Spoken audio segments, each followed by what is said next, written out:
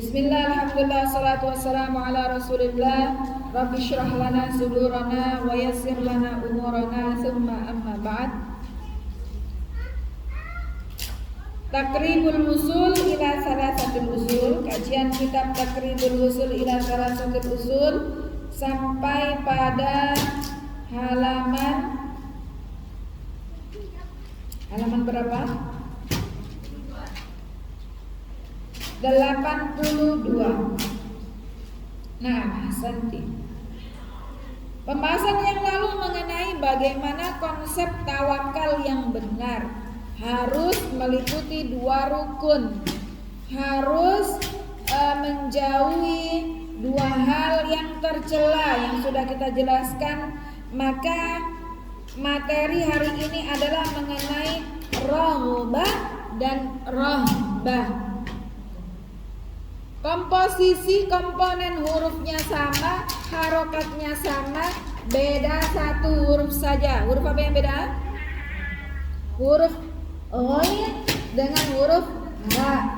Artinya berbeda, maknanya berbeda. Yang satu raghbah, na'am, ghain, ghibah, raghbah. Yang satunya pakai ha, rahbah, hahibah. Termasuk dalam ibadah hati yang sangat agung adalah raghbah dengan rahbah. Qauluhu wa dalilur raghbah war rahbah. Dalil tentang raghbah dan rahbah wal khusyuk dan juga khusyuk. Ini adalah 3 amalan hati yang masih berkaitan, ada kaitannya dengan roja, pengharapan. Firman Allah Ta'ala, innahum kanu yusari'una fil khairat wa yad'unana raghaban wa rahaba. Raghaba wa rahaba, hurufnya sama, komponennya beda 1 huruf, ghain dengan ha. Wa kanu lana khashi'in, mereka adalah orang-orang yang bergegas melakukan kebaikan dan berdoa memohon kepada Allah rahaban wa rahaba, dengan penuh harap dan cemas. Wa kanu lana khashi'in, dan mereka khusyuk kepada Allah Ta'ala. Ketika kita berdoa mengangkat tangan mohon kepada Allah, kita penuh harap dikabulkan, cemas tidak dikabulkan doa kita. Ya, ketika berdoa kita kan harap-harap cemas, H2C, harap-harap cemas, H2C, ya kan? Zakarul muallifu huna salasu ibadatin. Al-muallif, pengarang buku ini menyebutkan 3 ibadah dalam pembahasan ini. Wa natakallamu an kulli wahidatin minhunna, akan kita bahas 1 persatu. Apa itu raghbah? Apa itu rahbah? Apa itu khusyuk? Al-ula, yang pertama, ar-raghbatu. Apa itu raghbah? Pakai ghain. Hiya iradatus syai'i, mengharapkan sesuatu, bil hirsi alaihi, dengan kita berusaha sungguh-sungguh agar sesuatu tersebut bisa kita dapatkan. Kalau kita menginginkan sesuatu, ada nggak yang harus effort yang kita kerjakan? Pasti. Kalau kita pingin bisa makan tawaluhu yang kecut-kecut seger, apa yang harus kita siapkan? Cari daunnya, bumbunya, bahannya. Jangan cuma kuahnya saja, Umu Adi. Ada isinya. Mau yang ditawaluhu itu tahu atau tempe atau daging atau ikan. Ya kan, ada effort, ada usaha untuk kita bisa makan tawaluhu tadi. Ya kan? Inilah iradatus syai' bil hirsi alaihi. Kita menginginkan sesuatu dan harus ada effort, usaha yang kita lakukan sehingga kita mendapatkan sesuatu yang kita inginkan. Qala al-Munawi mengatakan, Ar-raghbatu pakai yang lain. Apa itu? Iradatu syai'i, mengharapkan, menginginkan sesuatu, mahirsi alai, dengan sangat harap-harap, cemas, pengen yang diinginkan itu dia peroleh. Fa idza qila, maka apabila dikatakan raghaba fihi wa ilaihi, menginginkan sesuatu, ittadal hirsu alaihi, kalau kita ingin sesuatu pasti kita akan menempuh cara-cara untuk bisa mendapatkan sesuatu tersebut. Pengen segera punya anak, ada usahanya. Menikah dulu secara sah. Kemudian setelah menikah ada yang namanya ya pelajaran biologi itu, ya kan? Maka ketika seseorang menginginkan sesuatu pasti ada effort, usaha yang dia lakukan untuk memperoleh hal yang dia inginkan tadi. Wa idza qila raghiba anhu, kalau dikatakan enggak menginginkan sesuatu. Bahasa Arab ini unik sekali. Kalau rohiba fi, setelah rohiba ada fi, artinya senang, suka. Kalau rohiba an, setelah rohiba ada ain, nun, artinya benci atau enggak suka. Sama-sama pakai ghain, tapi idiom kata setelahnya beda. Rohiba fi artinya suka, cinta. Kalau rahibaan artinya benci. Contoh dalam hadis Nabi SAW, an-nikahu sunnati, nikah adalah sunnahku. Faman rahibaan sunnati, barang siapa yang benci sunnahku, rahibaan, falaysa minni, barang siapa yang benci sunnahku, dia bukan bagian dari umatku. Jadi rahiba fi artinya suka, cinta. Rohibaan artinya benci. Jadi itu namanya idiom. Dalam bahasa Indonesia namanya idiom, ya kan? Kayak bahasa Inggris ada apa namanya? Contohnya apa di bahasa Inggris? Based on, ya kan? Based on true story. Setelah base-nya harus ada on-nya. Ya. Nanti kalau ada in beda lagi, ya kan? Seperti itu, rohibaan dengan rohibafi. Kalau seseorang itu menginginkan sesuatu, rohibafi, ya, rohibafi, maka dia akan berusaha sungguh-sungguh untuk memperolehnya. Wa idza qila rohibaan, kalau nggak suka, saya nggak suka makanan coklat, saya nggak suka makanan itu, maka apa? Iqtada sarfur rohbaanhu wa zuhdi fihi. Kalau nggak suka sesuatu, maka pasti dia akan memalingkan, ya nggak? Sorofaanmu, nggak suka saya.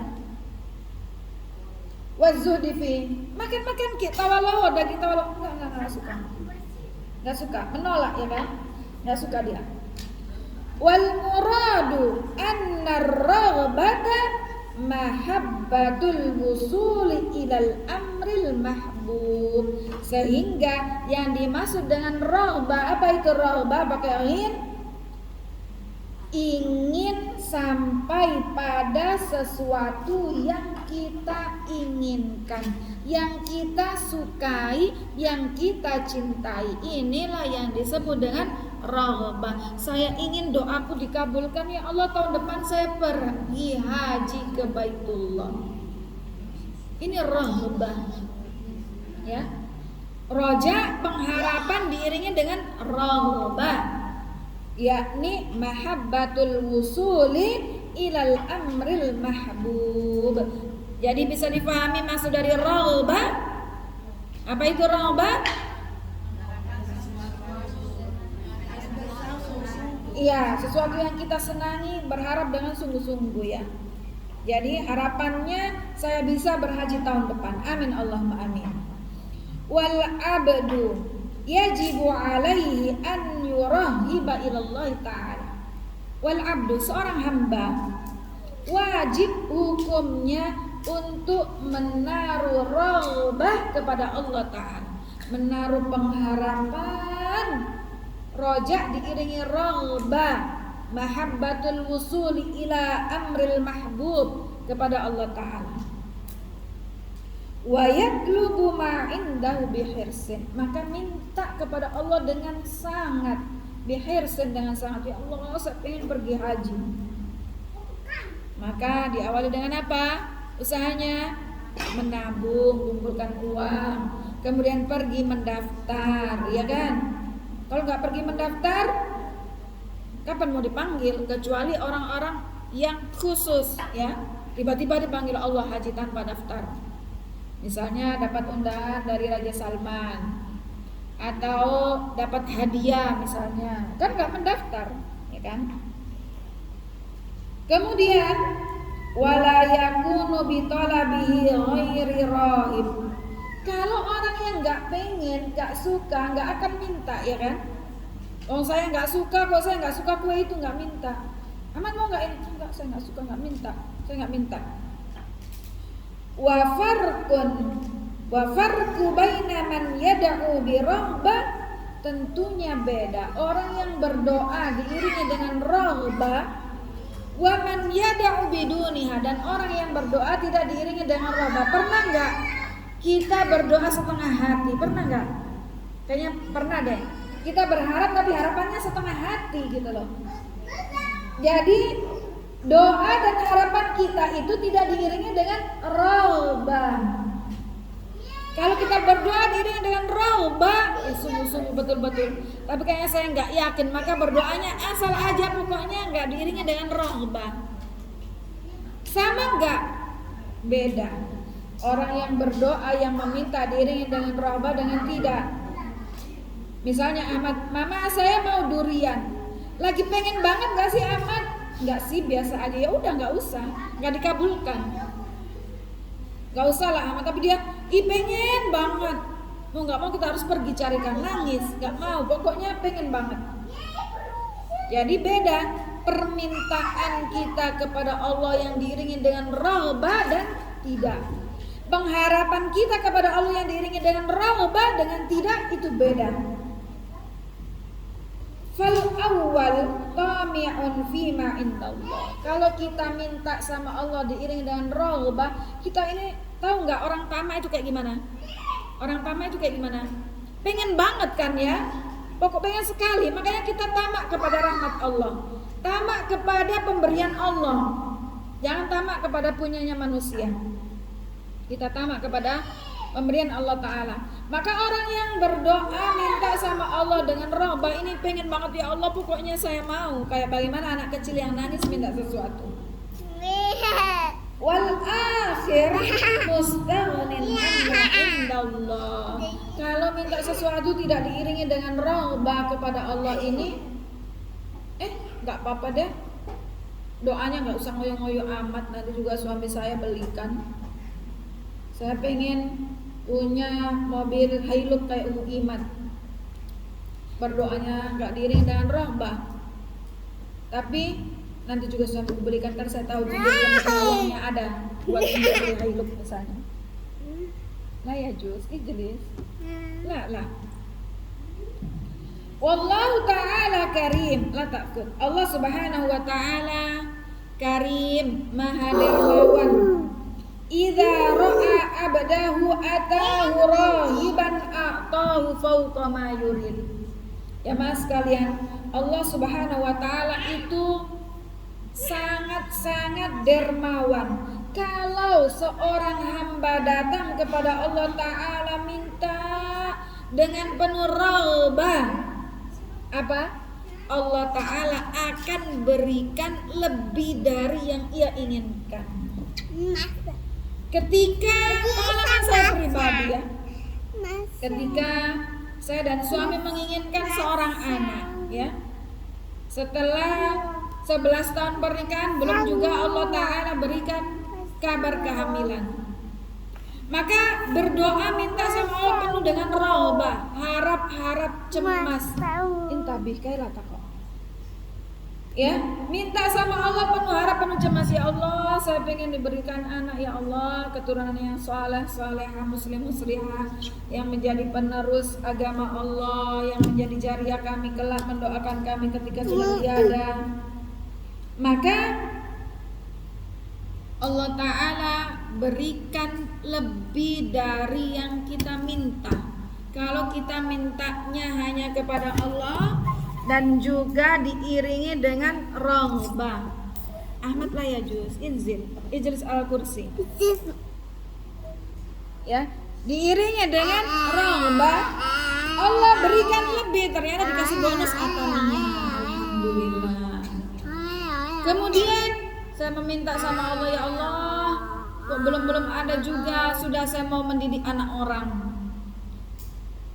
Pernah ada yang tawarkan angkat anak saja, ya. Tapi angkat anak atau adopsi anak itu banyak konsekuensi yang harus diperhatikan. Dari segi kemahraman, dari segi segala macam yang harus kita pertimbangkan. Sehingga kemudian kami berkomitmen, ayo kita mendidik anak orang saja, tapi bukan kita angkat. Dengan mendirikan pondok pesantren, kita didik anak-anak orang lain dengan sebaik-baiknya. Kita didik seperti anak kita sendiri. Yang mana kalau Allah Ta'ala tidak menghendaki berikan anak biologis kepada kita, semoga Allah berikan anak ideologis yang bisa mendoakan kita kelak ketika sudah tiada. Itu diskusi saya dengan suami. Sehingga kemudian niat kita wakafkan tanah, kemudian mendirikan pondok pesantren Al-Farohidi yang kemudian kita yang mengelola langsung, mendidik langsung anak-anak, dan Allah berikan fauqa ma nurid. Allah berikan lebih dari yang kita minta. Ternyata bonusnya bukan cuma anak ideologis, tapi juga anak biologis. Jadi jangan pernah kita berputus asa kepada Allah Ta'ala. Dalam berdoa kan kita cuma minta loh, cuma angkat tangan, tapi kita jaga adab-adab kita kepada Allah. Dan dari segi tauhid, kita harus benar-benar minta sama Allah ikhlas, mukhlishina lahuddin, hunafa, hanya kepada Allah Ta'ala, diiringi dengan roja, rohbah wa rohbah, diiringi rohbah. Ya Allah, saya benar-benar minta sama Allah diberikan keturunan, diberikan anak yang saleh, benar-benar berharap sama Allah. Kita nggak tahu ini dikabulkan apa enggak, tapi kita iringi dengan rohbah wal hirsu alaihi. Kita betul-betul merundukkan diri di hadapan Allah, khusyuk, memohon dan mengharap Allah kabulkan. Jadi Allah Subhanahu wa Ta'ala itu karim, maha pemurah, maha dermawan. Fa'an Ibnu Mas'ud radhiyallahu ta'ala anhu anna Nabiy sallallahu alaihi wasallam qala, dari Ibnu Mas'ud radhiyallahu ta'ala anhu bahwasannya Nabi sallallahu alaihi wasallam bersabda, ajiba rabbuna azza wa jalla min rajulaini. Allah Subhanahu wa Ta'ala heran kepada dua sosok manusia, dua orang laki-laki. Yang pertama, rajulun sara'an wita'ihi wa lihafi. Ahmad ihdar. Seorang laki-laki yang dia bangun loncat dari tempat tidurnya, dari kasurnya yang empuk, dari selimutnya yang hangat, min baini ahlihi wa habbihi ila salatihim.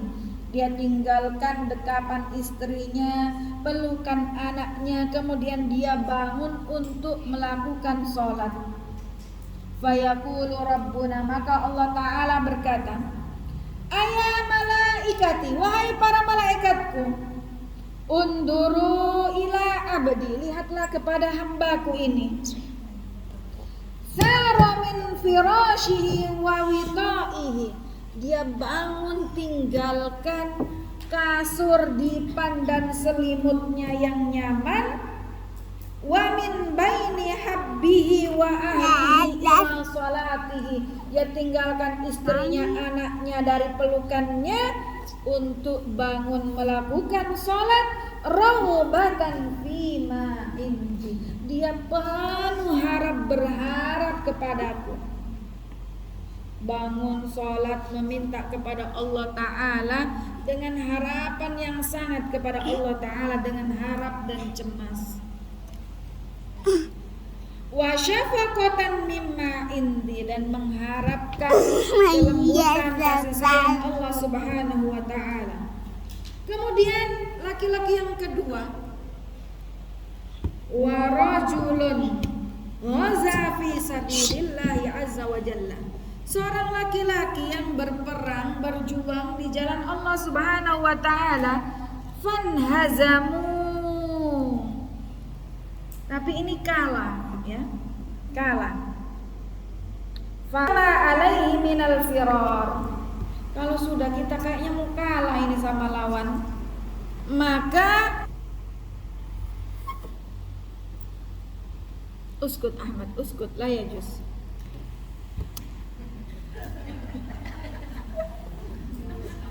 Inzil. Intabi la haula wala quwata illa billah. Nanti ke depan Ahmad yang ceramah ini, ya. Amin. Ahmad yang ceramah. Ahmad yang taklim. Bisa. Nanti kalau sudah besar. Nggak mau. Baik. Yang kedua adalah seorang laki-laki yang berjuang di medan perang. Kemudian sudah terprediksikan akan terjadi sebuah kekalahan yang nyata. Maka beberapa temannya kabur dari medan perang dan dia juga sangat memungkinkan untuk kabur. Tapi apa? Dia memilih tetap berada di medan perang melawan musuh, tidak lari dari peperangan. Karena apa? Apa hukumnya kabur dari medan perang? Termasuk dari dosa besar. Apa? Al-firaru yaumaz zahaf. Kabur, lari tunggang langgang dari medan perang itu termasuk dosa besar. Ya iya, dia nggak mempertahankan agama Allah, dia kabur. Wah, kalah ini, kabur gitu. Tapi dia tidak memilih kabur, dia tetap kemudian kembali di medan perang. Unduru ila abdi. Ya. Mana tadi, belum sampai situ. Wa malahu firruju. Dia tetap berada di medan perang, enggak ikut kabur sama teman-temannya.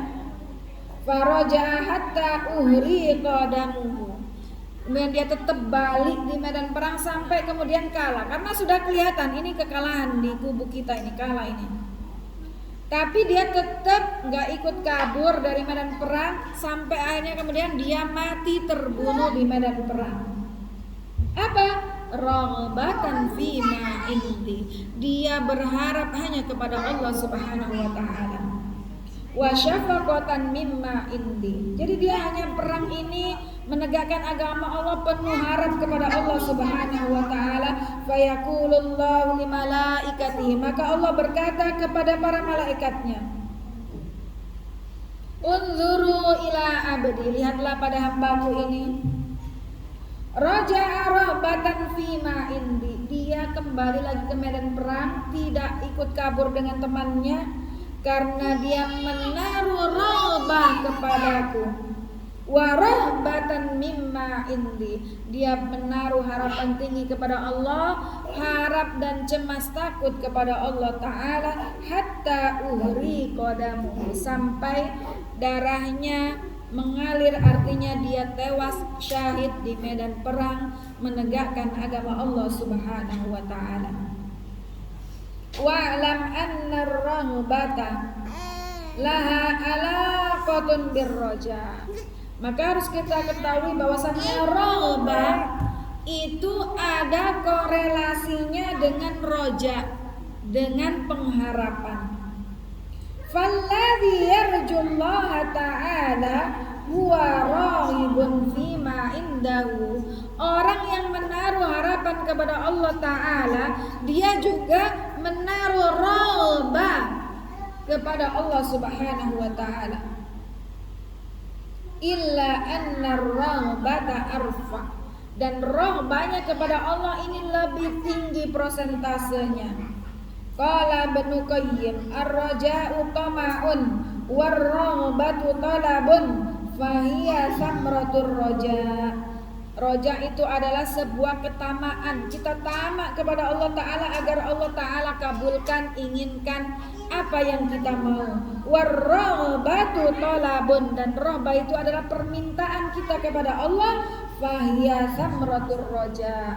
Kalau kita mengharap roja hanya kepada Allah, maka roja ini akan membuahkan rohbah. Sehingga korelasi antara roja dengan rohbah ini sangat kuat. Manakala kita sudah memiliki pohon roja, akan berbuah rohbah. Wa yad'unana rohbah wa rohbah. Khulasatul qaul, kesimpulan dari pembahasan mengenai rohbah ini adalah annar rohbata fima indallah ibadah wa qurba. Rohbah kepada Allah ini adalah bentuk ibadah dan bentuk taqarrub, mendekatkan diri kepada Allah Ta'ala. Biqadri ma targhab fima inda wa taftakiru ilaihi yu'tika. Sejauh mana kita butuh kepada Allah, sejauh mana kita berharap rohbah kepada Allah, maka Allah akan memberikan apa yang kita inginkan.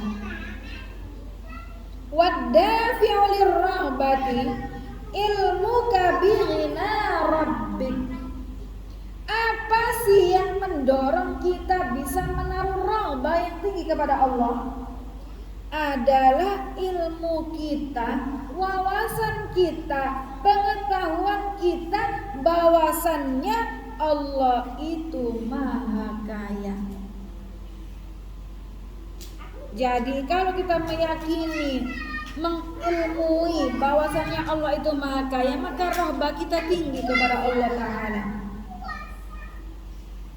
Wa qaruba ijabatihi limatlubik. Kalau sudah begitu, maka permintaan kita, harapan kita ini dekat sekali untuk dikabulkan, diwujudkan oleh Allah Subhanahu wa Ta'ala.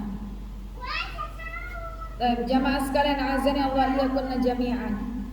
Wa fil muqabil faqaunuka tarhabu li ghairillah. Sebaliknya, kalau kita menaruh rohbah kepada selain Allah, bimana anta tawajjah li makhluqin bikulliyatika, kita menginginkan sesuatu kepada yang kita inginkan itu, kita berharap kepada seorang makhluk.